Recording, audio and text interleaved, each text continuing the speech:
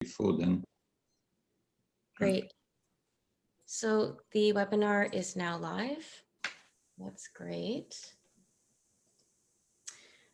So hi, everyone. Thanks for coming to the session. We're just going to take a couple of minutes to let everyone join and we'll get started. I'm going to say 60 seconds this time. We have a fairly packed plenary.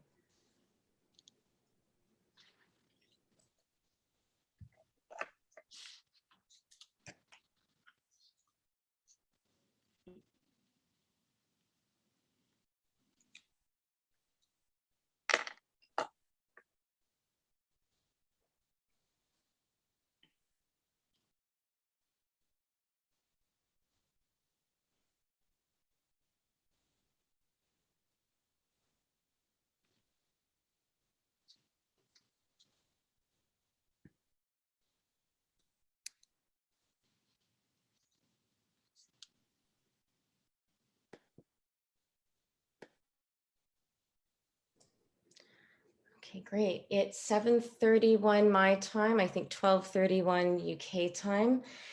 We're going to start the session now. Thanks again for joining us today for this last plenary session, coming to consensus on the definition of basic income to move idea to reality.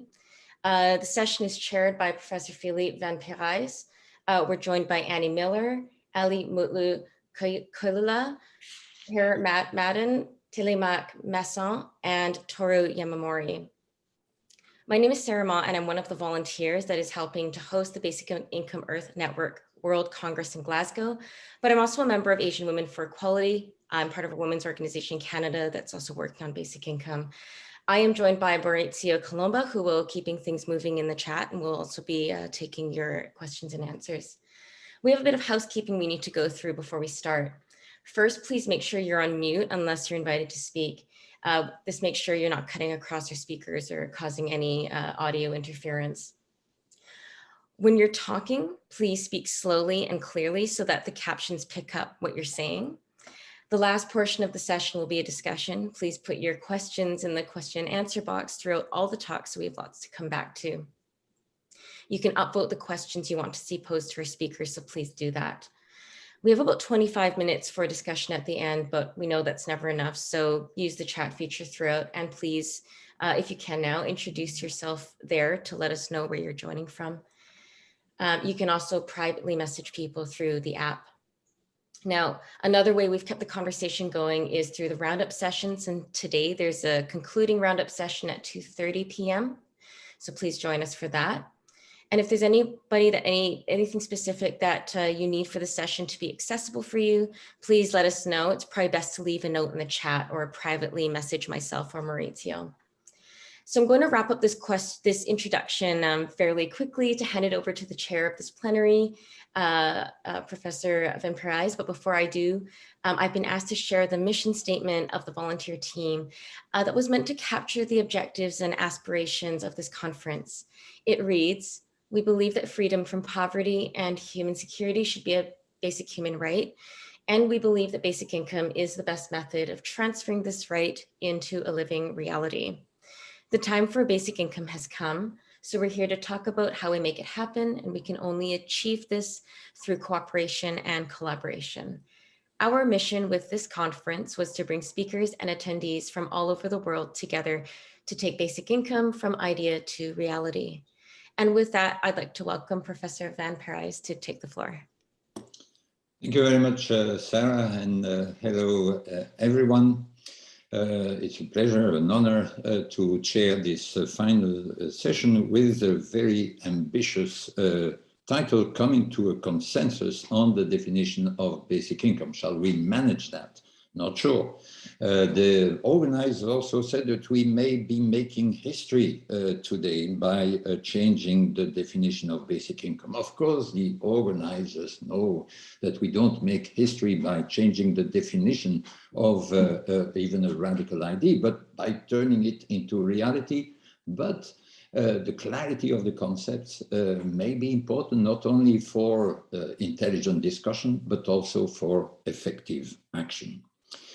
So it's an important job, but one which I need to relativize from the start on three grounds. First, of course, whatever may emerge from this session, we are not going to force anyone in the world, member or not member of Bien, to use the word or the expression basic income and its mirror expressions in other languages in the way that may emerge from this consensus. We are not the French Academy that can decide what is a real French word and decide on its definition. Secondly, we are not even going to decide today what is going to feature in the constitution of Bien as the definition of basic income. Bien has institutions that partly explain why it managed to survive for so long. And so what may emerge from this discussion today is some sort of consensus on which the executive committee will have to reflect. And in that light, the executive committee may make a proposal to the next General Assembly. And then it's a 75% majority in that General Assembly that would be needed in order to change the current definition of basic income. And thirdly, it is very important also to bear something else in mind, which has been present from the start in the objective of Bien, and is still present in its constitution now as a charity under British law. And it is the following: Bien has been created, that was so from the very first letter I sent after the creation of Bien in September 1986. It's there to serve as a link between individuals and groups committed to or interested in basic income, and then came the definition. Of course, what would be at stake would be much greater in the definition if we had stopped after committed to. But from the start, we said it's important that Bien shouldn't turn into a sect, into a clique, with a dogma at its center, but it should gather people who are interested in the idea, not necessarily committed, and may in the end be convinced by it. So it's important to bear that in mind, and so the slot in which possibly a new definition may come in. This being said, I think it is the right time to think afresh about the definition of basic income within a network like ours.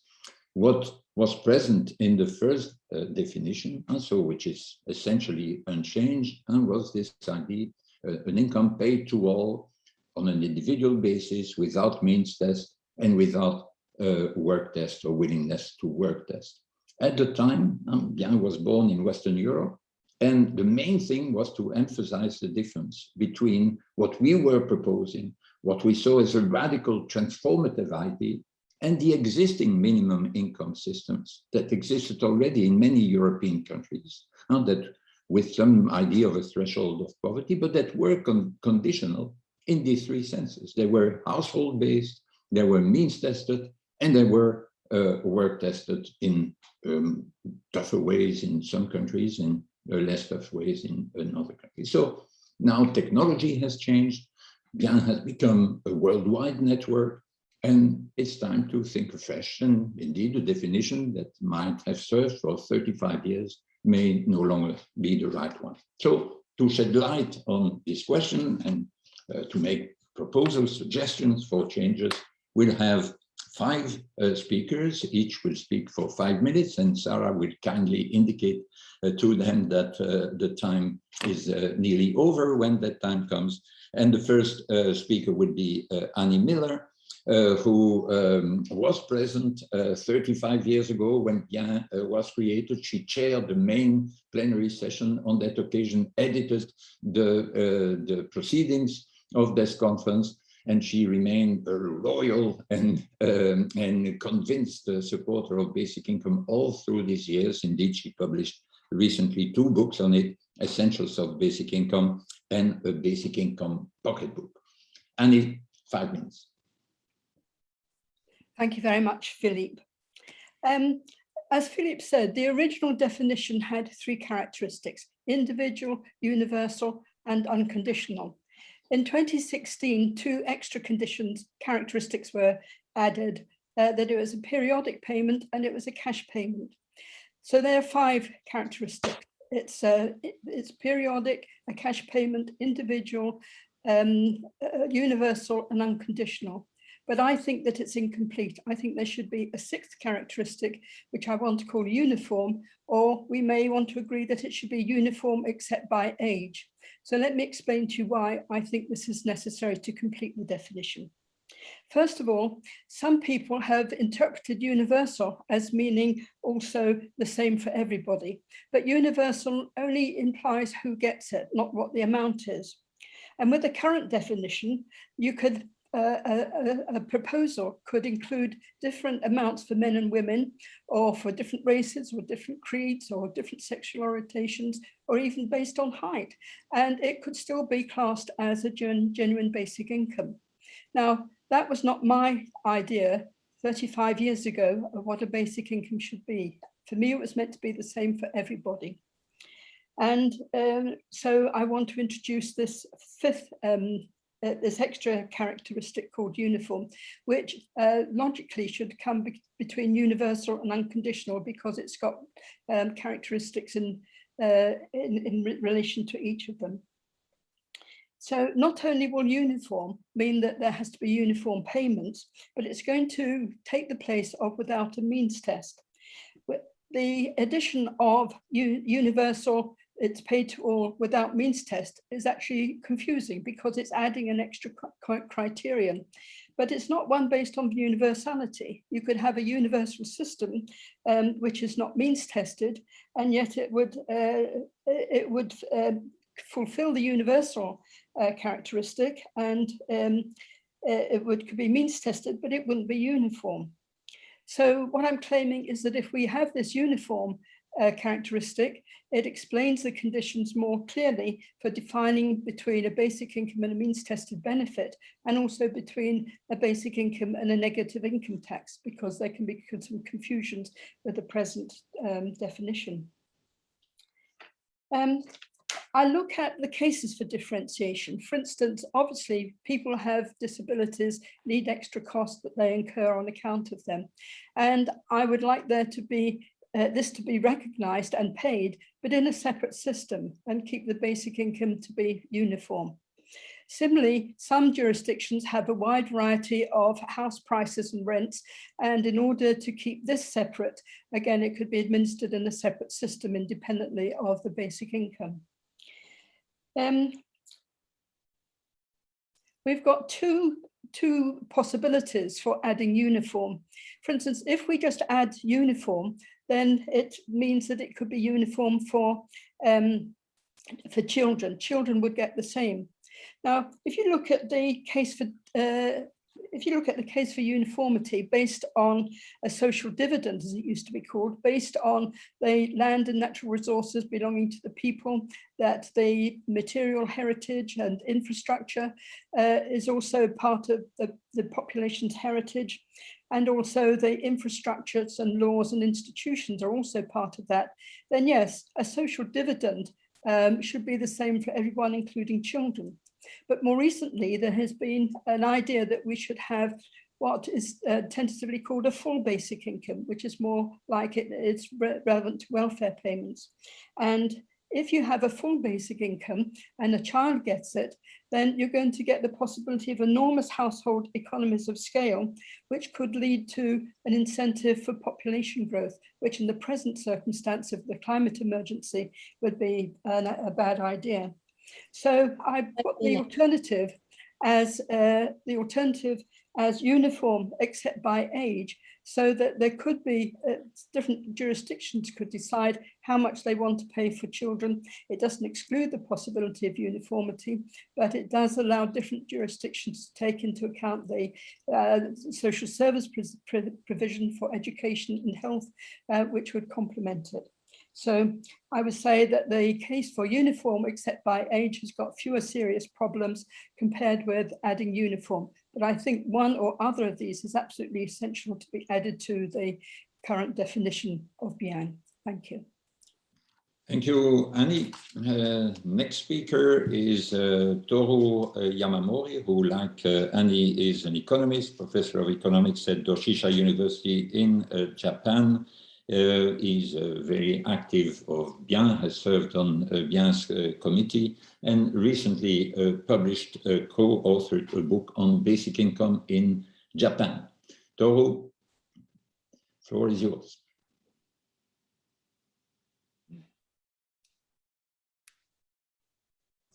Your microphone. You're on mute. Your microphone. Thank you, Sarah. Thank you, Philip. And thank you, Annie. And my short talk is not about proposing any change to the current definition of BM. Rather, I'd like to show some historical fact and would like to give some conundrum we are collectively facing now. So, does a penny per month constitute basic income? Well, that penny to be paid individually, universally, and unconditionally? Answer would be yes, following our official definition of basic income. However, answer would be no if we were to follow either initial usage of the term of basic income in the beginning, or the common understanding of basic income in 1980s, or definition currently adopted by more than 10 regional affiliated BIAM. So we are in a kind of parallel world. Two different things are called in the same name. Here, the latter case, those definitions which exclude a penny a month from the basic income. In this definition, there is existence of some notion of threshold or level to be taken as a minimum or as adequate. Multi-facetly worded, covering basic need, corresponding substance level, being adequate, constitute minimum, etc. What is common? All of them presuppose a certain minimum threshold as essential component of basic income. Here I use the term threshold as shorthand for this minimum threshold. I do not mean to suggest the maximum threshold. So in the beginning, as far as I can trace back, when the term basic income is used in the sense of unconditional income, it is in early 1950s. And in this case, it came with that kind of threshold. And it's same in 1960s and 70s. And it was 1980s, academics start to formalize as a definition of basic income. And again, it's the same, almost the case. Basic Income Research Group, a British organization founded in 1984, defined basic income with a threshold. And in Britain, Member of Parliament, Brandon Rice Williams, or Annie, or Bill Jordan, and many others follow the same kind of definition. And the case of BIAM, Philip mentioned the letter he sent to inform the foundation BIAM. There, basic income is described as guaranteed minimum income granted on an individual basis with the mean test not willing to work requirements. Again, it's come with a threshold. And Philip also distinguished basic income that is sufficient to cover a person's basic need, come with a threshold, from universal grant lacking such a threshold in 1989. And this line of the definition of threshold continue in 1990s and even 21st century till now. I cannot enter in depth. But in late 1980s, yes, definition of basic income without threshold was invented. And BIAM, when they got the institute statutes, yes, as Philip explained, the definition didn't come with any threshold, and also that BIRG changed the name now to Citizen Basic Income Trust, and they not only changed name but also definition, and there are some wrongness, there are some problem arrived from that definition, and there are logical rupture between what constitutes basic income and what that can achieve, and also historical revisionism because it's different from what people think in the name of basic income before, and some political danger, and there are discussion behind, and there are also justification. But let me conclude. Yes. If negative income tax were not to have a negative part, it would not be negative income tax. It is income tax. If basic income were not to have a basic part, it would not be basic income. It is income or unconditional income. This can be said for whatever basic of BI would be defined. It is apparent if we adopt connotation basic need, but even in either interpretation such as foundational, how a penny a month constitute foundation. Yes, my hope is any discussion related to definition should be based on proper recognition of the history of basic income. Thank you very much. Thank you, Toru. Next speaker is Télémaque Masson, who is a graduate student at the École des Hautes Études in Paris and has been an active contributor to the theoretical discussion on basic income, the political theory of basic income, including in its historical dimension. Télémaque, the floor is yours. Well, thank you, Philippe. Yes, I want to start by saying that this is my 7th Bien Congress, and it's actually the first time I speak in the closing roundtable. So it's a bit, I feel deeply honored and a bit slightly overwhelmed, to be honest.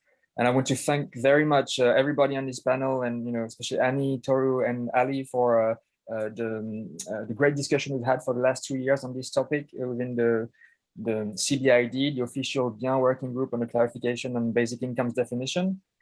And I want to point out that this roundtable definitely is not the end of the discussion, but very much the beginning of it. And we had in this Congress a first open forum at CBID to discuss this question with broader audience and more Bien member and Congress participants. And we will be having another one at 8 a.m. UTC on the coming 11th of October. So on this, so I wanted also to thank Pierre for what he organized here. And also I want to thank you, Philippe, for this roundtable and for so many things. And usually I wouldn't know where to begin, but today actually I think I know, as it's the first time I speak in the closing roundtable of Bien Congress. I want to thank you for the closing address you delivered on the first Bien Congress I attended in 2012 in Munich, where you emphasized this the crucial conjunction between universality and conditionality at the heart of the basic income idea. And this is really something that has been determinative to my involvement in the basic income movement. Actually, the thing is, this summer of my first Bien Congress in 2012, there was also another gathering that marked me deeply. That was held in Saint-Imier in Switzerland. It was the 140th anniversary of the Anti-Authoritarian International, which was created by some people who left the first international in reaction to the coup that Marx and his friend did there. And the thing is, however, that this Anti-Authoritarian International, it lasted only 2 years, and then it died because of internal infighting.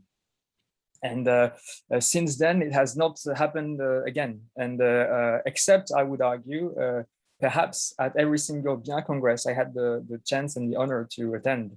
So it seems to me in many ways that Bien has succeeded in being a long-lasting anti-authoritarian international, and we have many discussions within Bien, but we don't really have the kind of infighting that would threaten our existence. To borrow an expression from our current chairman and friend Sarah Davala, there is a sort of family spirit in our discussion of goodwill and good faith and respect, mutual respect and recognition for each other that is there, and I think is very, very important. So, having said this, I try now in the few seconds I have left to come to my argument in this debate, which is that basically it seems to me that the current definition held by Bien encapsulate a narrow meaning of the basic income concept as a way to distribute resources according to 6 formal characteristics.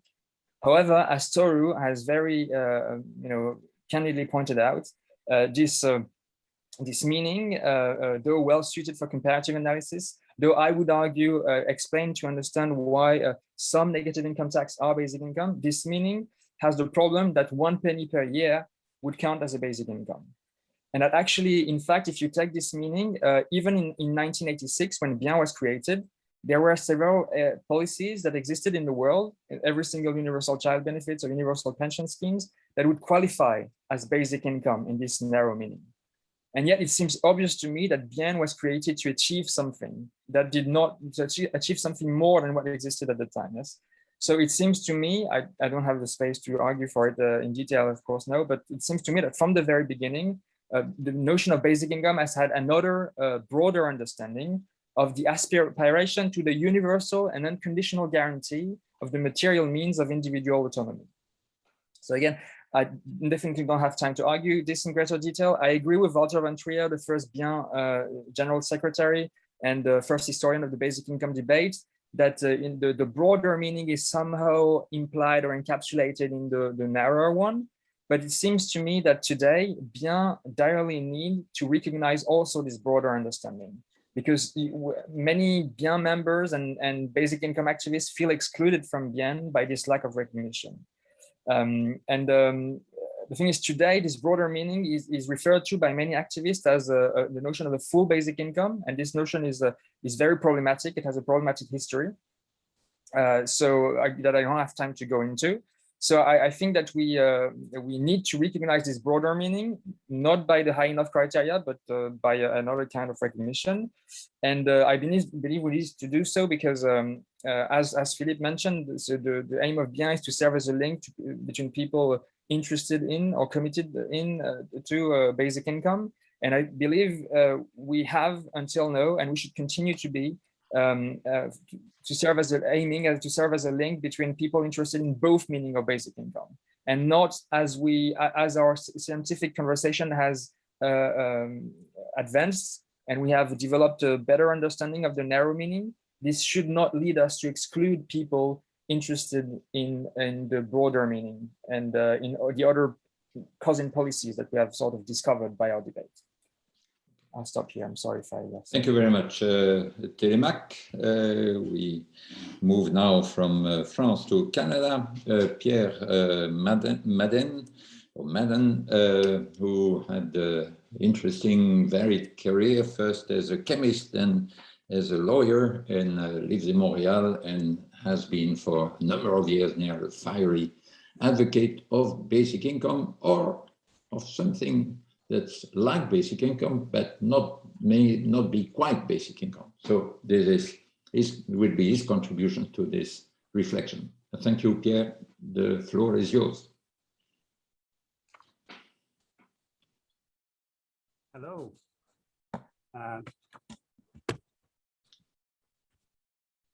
In any group of basic income supporters who are trying to achieve a consensus, you will find at least two types of participants. The first, call her Alice, is profoundly motivated by the idea, or perhaps I should say the ideal, of income. For her, it is a radical idea that she does not necessarily see implemented in the near future.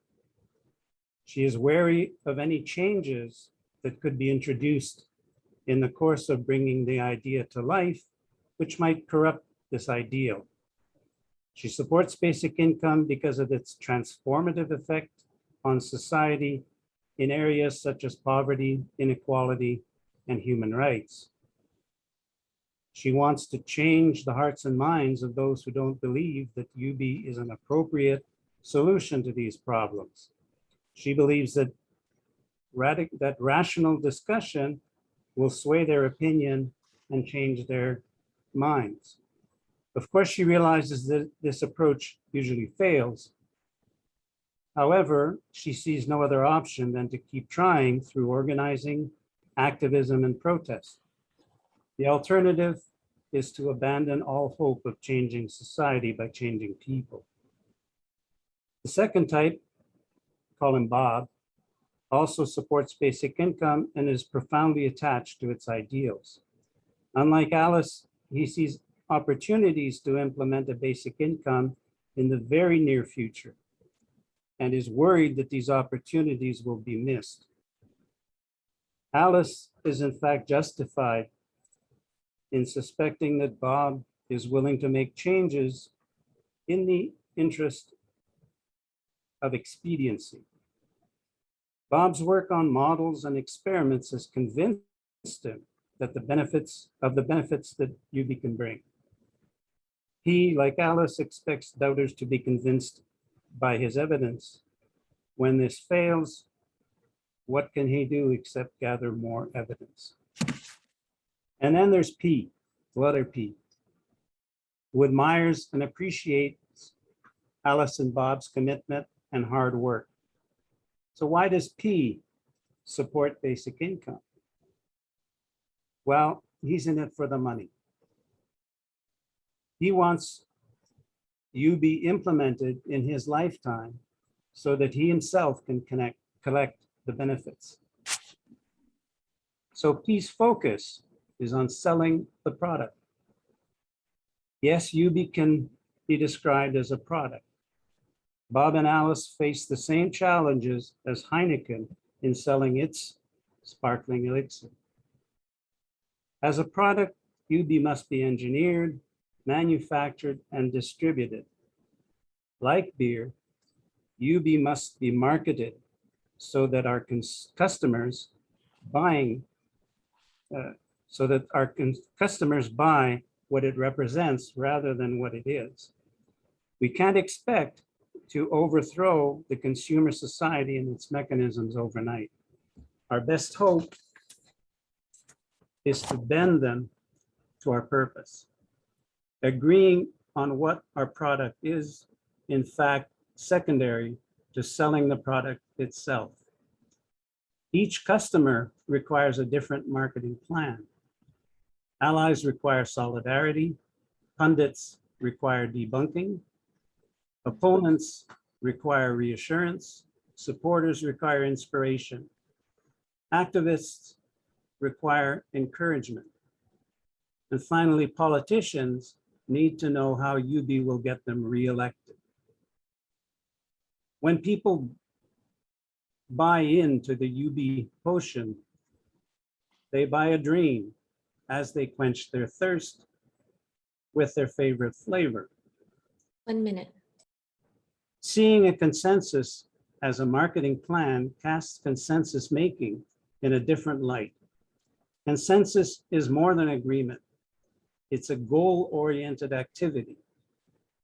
It's only by agreeing to adapt our message to the audience that we will succeed in selling our particular brand of social justice. The implementation of UB anywhere in the world would be a monument to the consensus achieved in that lucky country. Or it might be by accident. Thank you. Thank you, Pierre. So next is Ali. Ali is an engineer, in fact, a civil and earthquake engineer by training. He's also the founder of Basic Income Research and Dissemination Society based in Istanbul, and he's been the very active coordinator of a long series now of worldwide meetings of UBI advocates. Ali, the floor is yours. Thank you very much, dear Philip. Dear friends, very nice to be with you. Dear Philip, if you allow me, I would like to share a short presentation. Okay. Okay, dear friends, I will try to propose or suggest two additional characteristics, and also I will try to tell about the scorecard concept which we are trying to develop. In my contribution, I will not tell about the definition and characteristics. I will miss the first part, but I will start with my two proposals and continue with the scorecard concept for evaluation of basic income schemes. And afterwards, we see certain risks and we have some ideas about what to do. And also, I would like to tell a few words about my observations about the discussions on the definition of basic income. Regarding the definition and characteristics, you all know much better than me. That's why I just put them here, but I will not tell anything about these two slides. Let me continue with my proposals. The first one is, we have 5 characteristics, and since 2016, these are in the webpage of the BN, and I was there in both in the panel, both in the General Assembly and also during the Congress. They are okay, they are very welcome, but maybe we should add one more, non-sizable income, which means basic income shall not be seized, attached, or otherwise be subject to garnishment for any debt, public or private, arising due to any reason. I mean, it should be like oxygen. So once somebody has the UBI, it should be non-sizable. Some other terminology that can be used are non-foreclosurable or cannot be foreclosured, confiscated, judged, levied, sequestrated, taxed, or vested. It should be judgment proof. I try to receive legal consultancy from our friends, and they say that non-sizable income is the most fitting terminology from the legal terminology point of view. Maybe it's not the correct way of saying it, but from the people who are practicing legal issues, they say that non-sizable is the correct word. And the other one is, oh, by the way, I would like to say one more thing about whether it should be a non-sizable income or not. If you are talking about human dignity, ability to say no, freedom to choose, freedom to express choices, emancipation of masses, then shouldn't it be non-sizable? Let me continue with the other proposal. In fact, this is not a new one. In fact, we had proposed it during the BN 2017 General Assembly. It should be considered as a fundamental human right. I mean, as a characteristic of the basic income, we should also include and say that it's a human right. That time, we were about 72 friends who signed this motion, but we couldn't have a result up to date. You know, General Assemblies are always in the afternoons, and most of our friends have flights, and there's a time pressure, and sometimes it's difficult to have a result during the General Assemblies. So these are the non-sizable income and the fundamental human right. These are the additional and complementary characteristics that we would like to be considered by the universal basic income advocates. What I would like to say is that if we are trying to reach to a consensus, we need certain tools. At the moment, there are too many basic income pilots or experimental studies. And when we study them, we see that they are very different from each other. So even some of them do not comply the expectations of the basic income definition. So maybe we should introduce a kind of scorecard concept, which is being used in the business environment very often. The idea is, I mean, we need such a concept in order to figure out whether a given policy can be considered as a basic income or not. And afterwards, differentiate basic income understandings from each other, maybe which are arising partially from lack of knowledge or mostly from degenerative efforts of the political players. But we should differentiate basic income understandings easily. And maybe we should use a quantifiable approach. And also, we should maybe figure out how to rehabilitate or develop subject schemes. I mean, if there's a scheme and it is okay, it can be considered as basic income, but it is not that much in conformity with the expectations, then how we can rehabilitate them, how we can develop it, further develop the scheme. So this may help us. And also we can monitor the progress of the proposed schemes. For this purpose, we can have two stages. In 2019, we discussed this during the General Assembly. I'm very quickly finishing. At stage 1, we can have a screening stage, and at stage 2, we can have a measuring and quantifying stage. And at stage 1, with certain key questions, we can decide whether it can be considered as a basic income or not. And at stage 2, we should have a quantitative approach and figure out the level of or percentage of compatibility of the scheme with the definition and characteristics of basic income. What I would like to say lastly is regarding the risks. Yesterday, we presented a paper with our friends. It was about a survey, and the results of the survey are interesting. Let me go to the next slide. One of the questions were, are the integrities of the characteristics that define a UBI being threatened? There are very interesting answers. You can see it from the slide.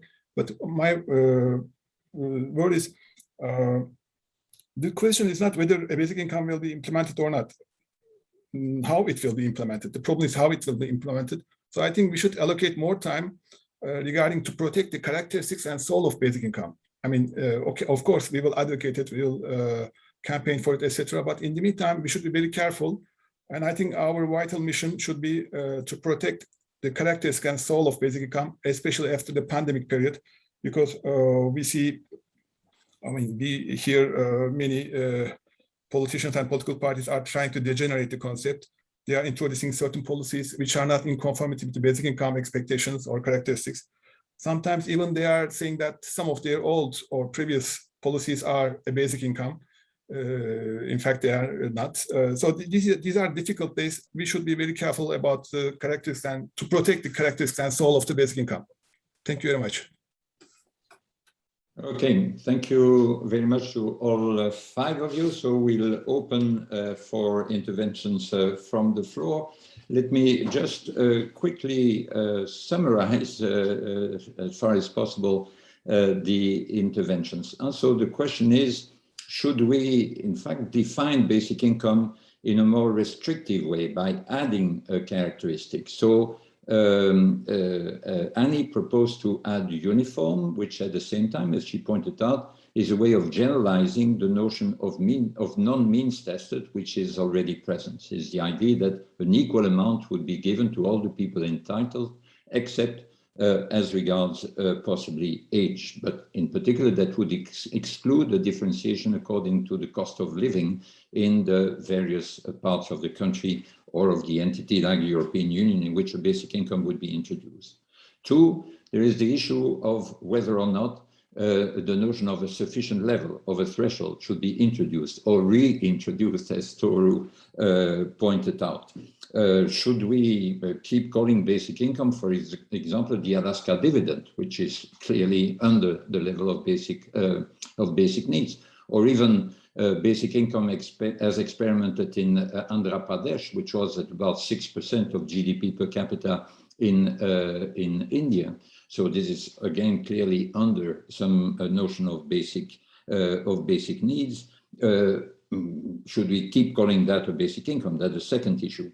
Third issue is raised interestingly by Ali, because it's one that's seldom raised, is the question of seizability. Can it be taken away from people, or should it be protected and be judgment proof, as he put it?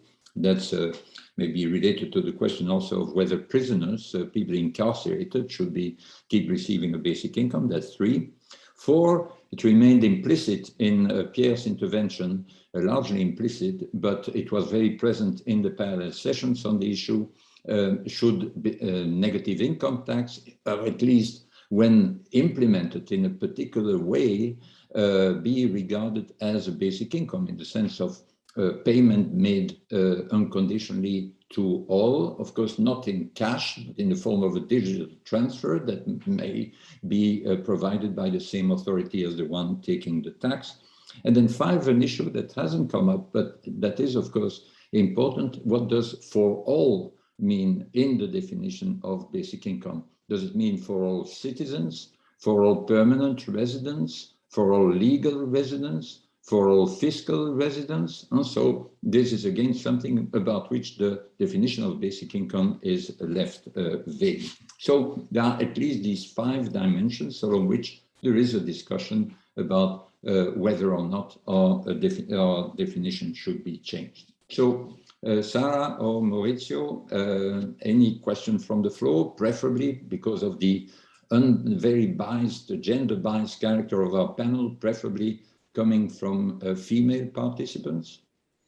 There's the first question here that's received the most votes is from Joanna Matthews, and she asks whether a new definition of UBI could be or could include a tool to end the exploitation of humans and the planet. What do you think about that? Okay, do you have another? Perhaps let's take a couple of questions, and if we take more than one at a time. So is there another one in your queue there?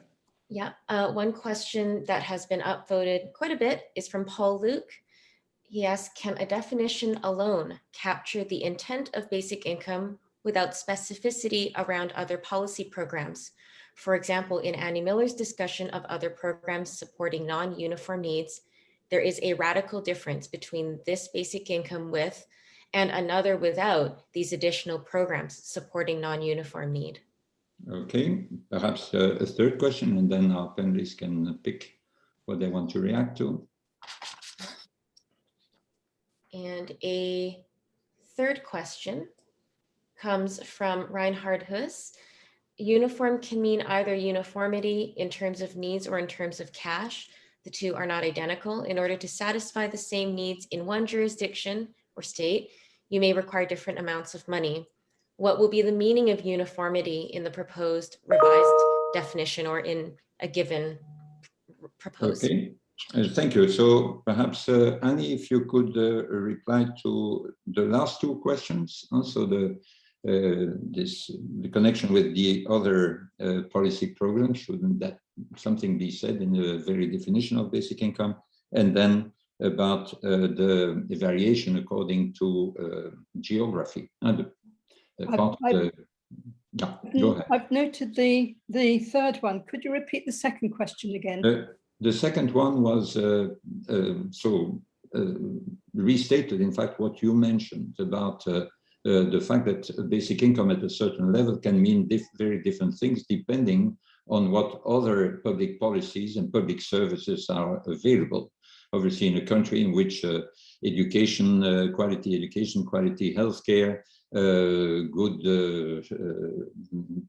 public spaces are available free of charge, it means something different from a country in which none of this is freely available and people have to pay for it, including out of their basic income. Shouldn't something like that enter the definition of basic income?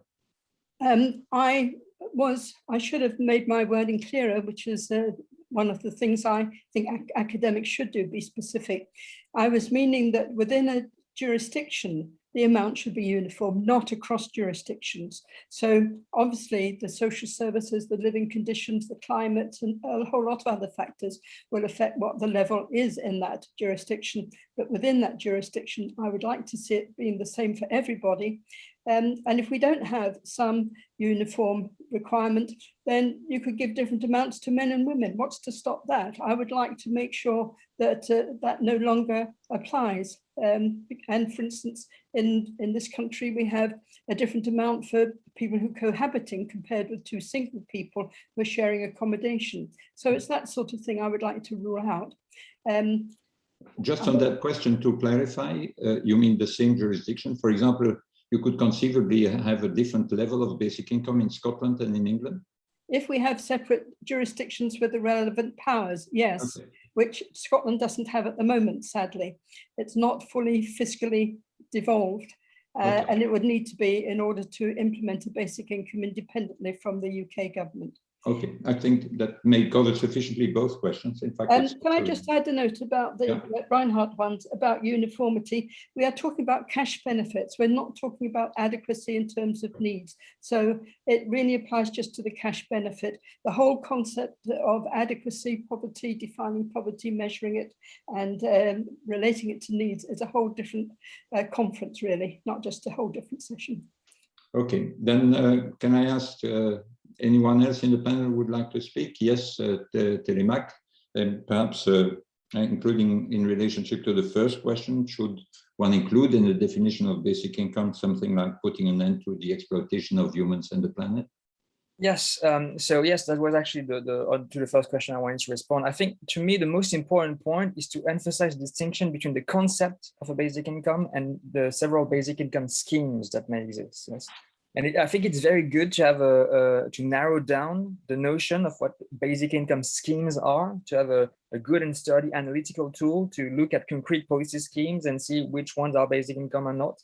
But importantly, in that regard, also to have the conversation with Annie, it seems to me that adding uniformity to this sturdy analytical scheme would not stop an entity to be paying a basic income only to men, or only to white people, or only to gingers, or only to people with or without glasses, because basic income, even as a sturdy analytical tool or a policy scheme, is a universal social policy, and all universal social policy have to define the universal applicability. So it seems to me that there is this, even if it's uniform, it's still in a given universe. But over and above this, when we have this narrow tool, it seems to me that we also need to recognize that basic income has a broader meaning an inspiring meaning of guaranteeing the unconditionally and universally the means of individual autonomy, perhaps by the combination of several basic income in the narrow meaning and by other kind of schemes. Yes. Okay, fine. So because the time is limited, let's take 3 more questions from the floor, Sarah, that you have identified. Yes. Okay. Nicholas Malin asks, does the UBI definition, must the UBI definition include a list of the basic human needs and their local prices regarding local living cost index?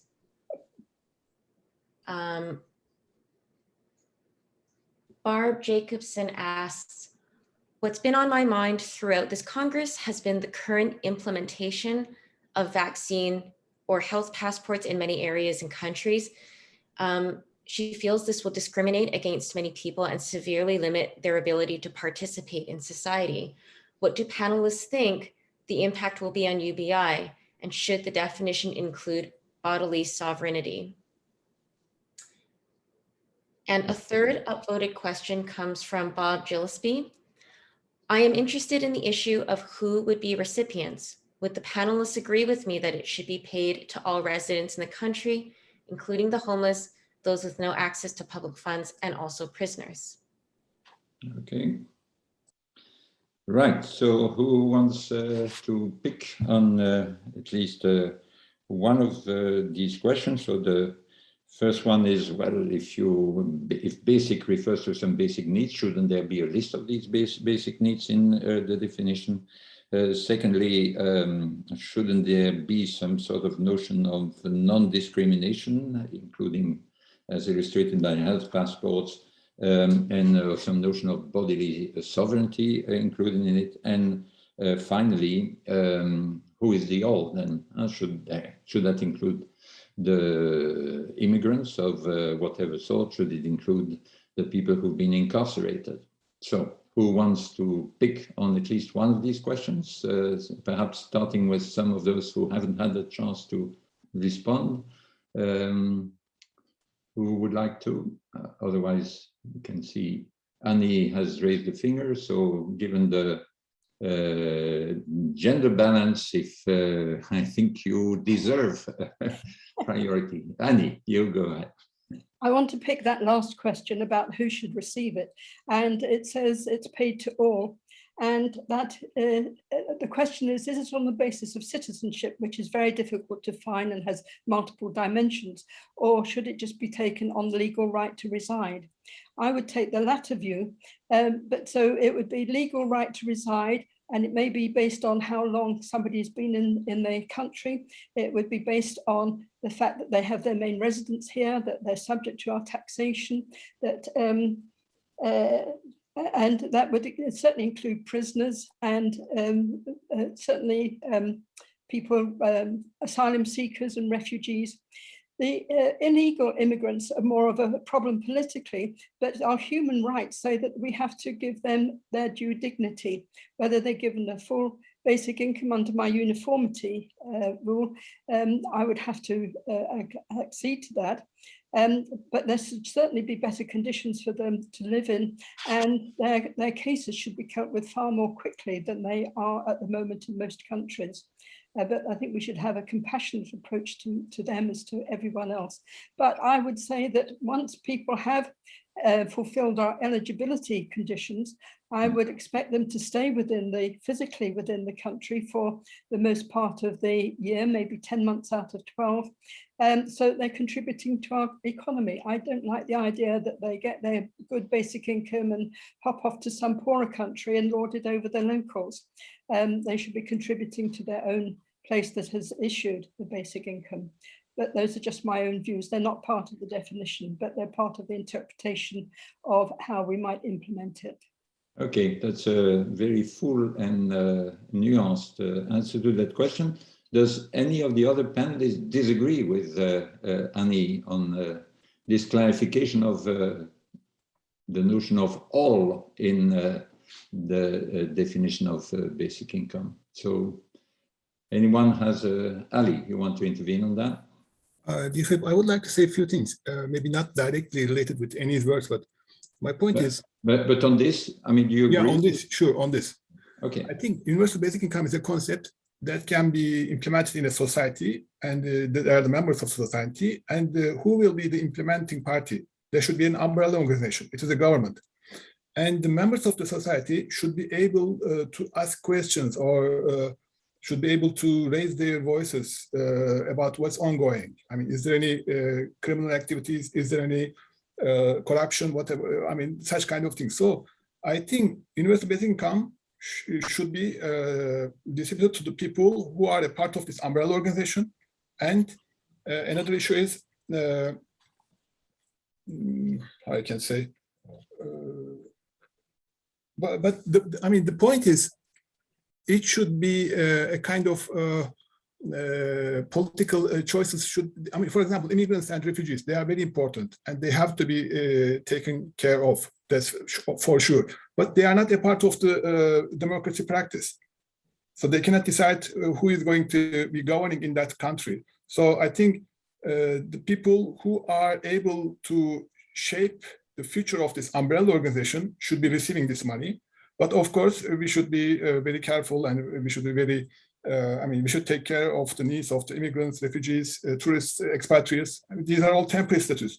At the end of the day, they will be citizens or maybe they will go back to their home countries. It's something, a separate issue. So my position means your position is that it should be, basic income should be restricted to the people who are citizens, recognized citizens of the country that distributes the basic income.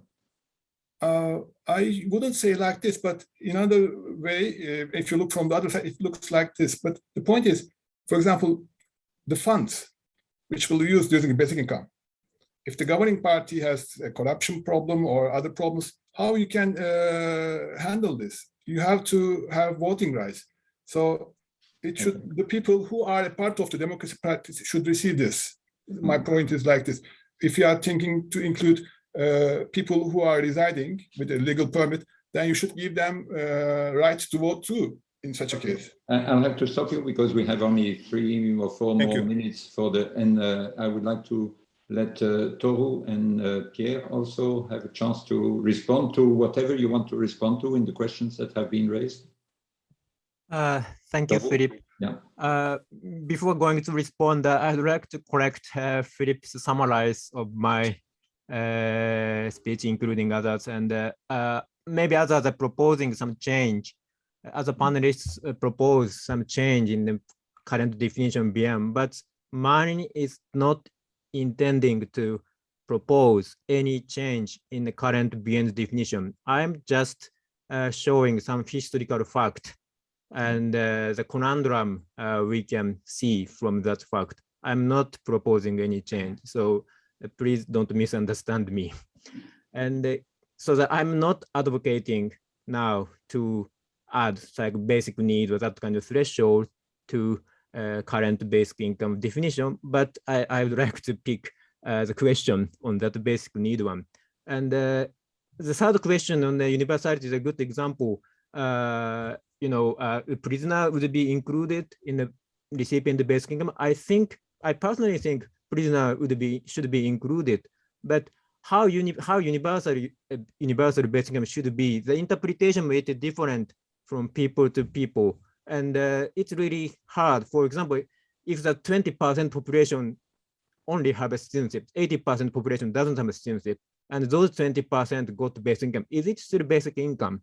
So that kind of question arises, but still we have a universality in our definition. In that sense, we could have something similar on the threshold of sufficiency or basic need. Again, what kind of basic need, a minimum income standard survey or whatever exact amount would be considered in the definition. In my take is we shouldn't, even we have a threshold concept in the definition, we shouldn't put such an exact thing in the definition. It should be open to discussion and interpretation. Okay, thank you, Toru. I didn't show enough respect for a historian of thought. You want to make an historical contribution, and but of course, you were right in correcting me. But of course, as you know, that dimension of the discussion of definition is very much alive in the basic income movement, and a number of people are insisting that it should be included in the definition as it is. and you pointed it out too, in a number of affiliate networks at the national level. Okay, Pierre, if you want to react to some of the questions, and then after that, I'll ask each of you in the reverse order. So starting with Ali, ending with Annie, in 1 minute to simply respond then to one question in the light of what you've heard and all you thinking in action.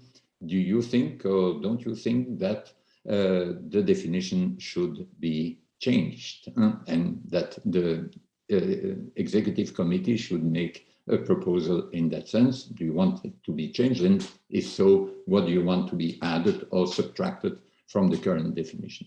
Okay, but first, Pierre, if you could also first respond to whatever you want to pick in the previous questions. Yes, my approach, of course, has been a bit unorthodox.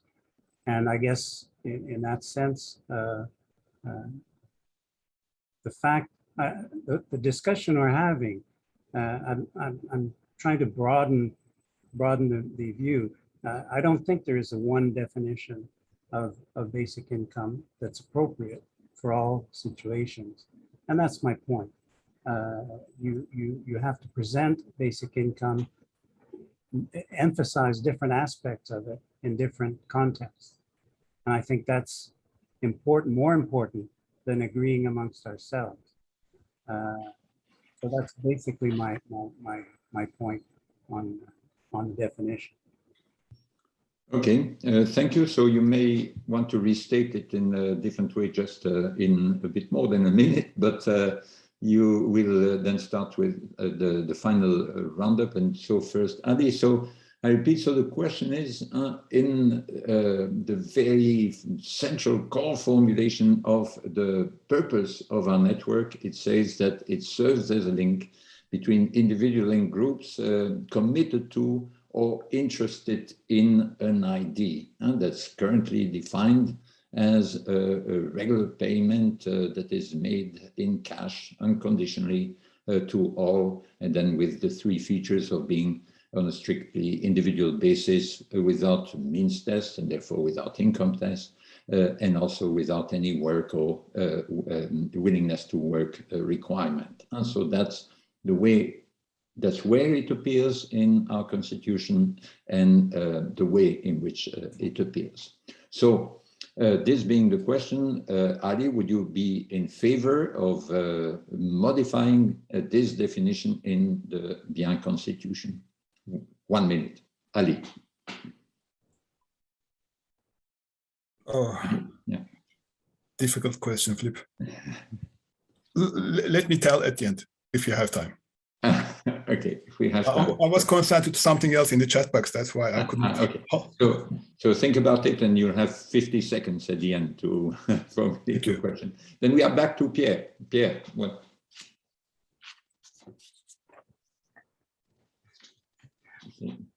Okay, yeah. Yes, I have. We brought up in a previous session the interpretation of the definitions. So I think I don't think that the definition needs to be changed. I think we have to clarify the assumptions that we make when we interpret the definitions. Yeah. And we attempted to do this in one of the previous meetings, and I thought it was fruitful. Okay. And essentially what emerged there is that you are in favor of sticking to the definition, but interpreting it in such a way that certainly certain modalities of a negative income tax or refundable tax credit could count as a basic income and should be therefore sort of endorsed by as being relevant by the basic income worldwide network. Okay, Telemac. Yeah, so very quickly, yes, ultimately, I believe we should modify Bien's constitution to include the criteria of uniformity and recognize that there is a broader understanding of the basic income concept.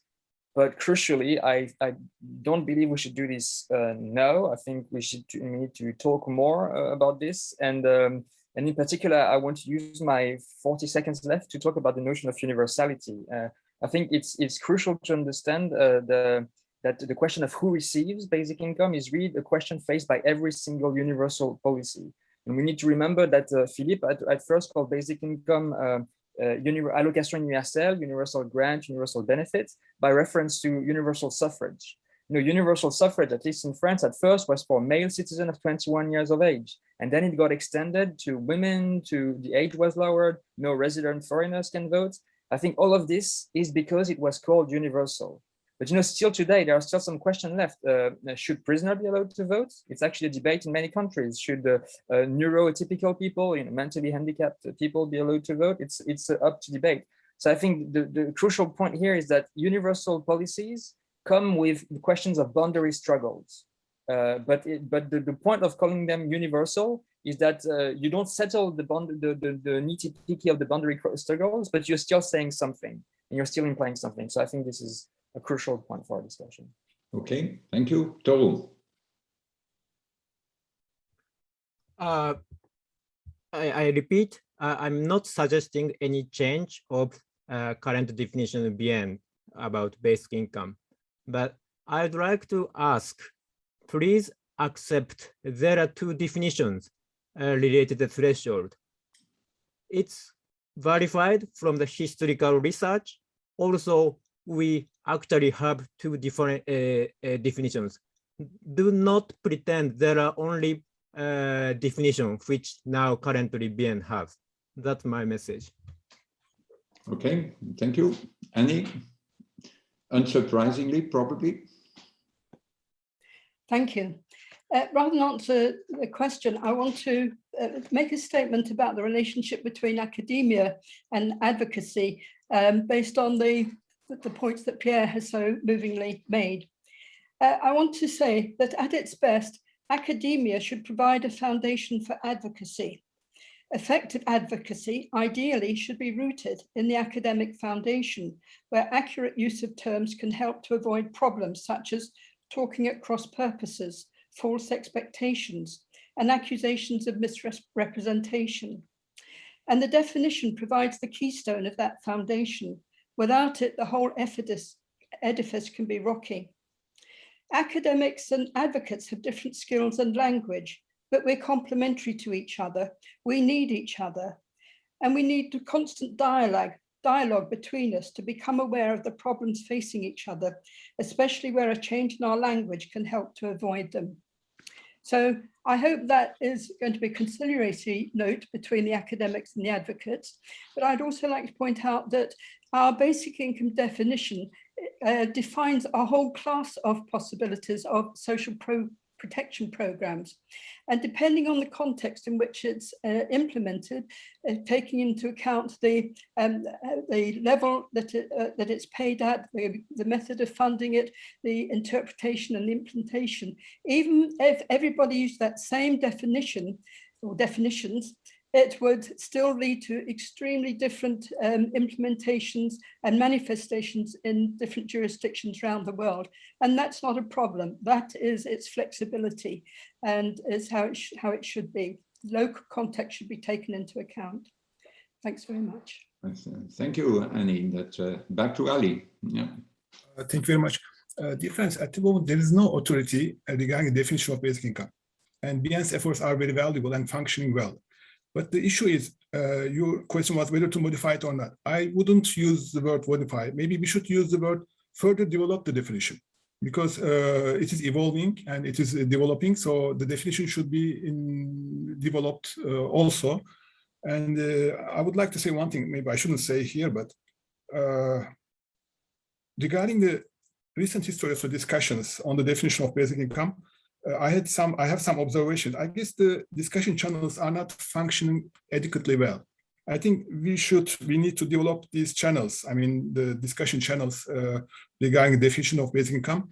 And my answer is yes, we need to further develop the definition of basic income, especially with non-sizable characteristics of basic income. Okay, thank you, Ali. So, I mean, there's indeed a consensus, if not a consensus on a change, but a consensus on the idea that this must continue to be a discussion within our movement. And so I'm very sensitive to what Annie just said about the nature of the complementarity and mutual support of academic work, research work, I mean, without wishful thinking or anything, really rigorous work on the one hand, and then activism and sort of what is needed in order to make things change. And of course, the demands are different for the two styles of work in favor of basic income, but it's really very important to keep these two branches of our movement together, and that has been done quite successfully. And I must say, as one of the oldies in the movement, I mean, I'm so admirative and so grateful for all the generations of the executive committee that have taken over generation after generation since the foundation, and really keeping this this collaboration together. And then when focusing on the definition in particular, it's important not to try to pack too much into that definition. And so we shouldn't, each of us shouldn't try to define it in such a way that it fits exactly what we believe to be the best version of basic income for the country with which we are most familiar. And also we shouldn't try to pack too much in terms of the nature of the justification. We find the best justification. Is it really what is a basic income necessary for the survival of the planet? Is it a fundamental human right, or simply one of the ways in which a fundamental right could be implemented, put into reality? Is it a question of social dividend or fair division of social wealth? All this is very important in my view, especially being a philosopher, but it shouldn't be put into the definition of basic income. And then the definition can keep playing the role it plays, and it shouldn't be watered down to the point of being confused with the conditional minimum income systems which exist and have existed for more than half a century in many countries. And what's radical about this idea, as Telemaque was pointing out also before, is this combination of unconditionality, obligation freeness on the one hand, and then the universality, as Annie put it earlier, as a foundation on which we can stand, and which that interpretation of what basic is in basic income. So I want to, so obviously the suggestion is clear for the executive committee. There are a number of ideas, some more thinking should go into it. There is a specific proposal by Annie to simplify in a way the definition in some respects, because we would get rid of without means test being implied by her proposal, but there are also a number of other considerations, including non-feasibility, for example, which should be pondered about and thought about in the future, while keeping a definition that's sufficiently simple. So I've been asked then to ask the members of BIAN who've registered for the General Assembly to quit the present link they have, and then to join by 2 o'clock British time, to join by 2 o'clock the meeting, the General Assembly meeting, for which they each received a link from Malcolm, from our general manager. Other people can stay then on the platform of the conference and for the final roundup of the day and roundup of the conference. Of course, members of BIAN who join the GA can, if it's still on at that time, join that roundup session after the end of the general meeting. And so these are the practical matters I wanted to convey, I was asked to convey to you at this stage. But then above all, given that this is the last session, I want to thank, but then extremely warmly, the various members of the fantastic, amazing local organizing committee. How could they manage to organize such a complex event? I mean, just mind-boggling and as I've been traveling, I mean, to my dismay, I could only attend a small fraction of it, but it's just impressive, including the way they used the platform.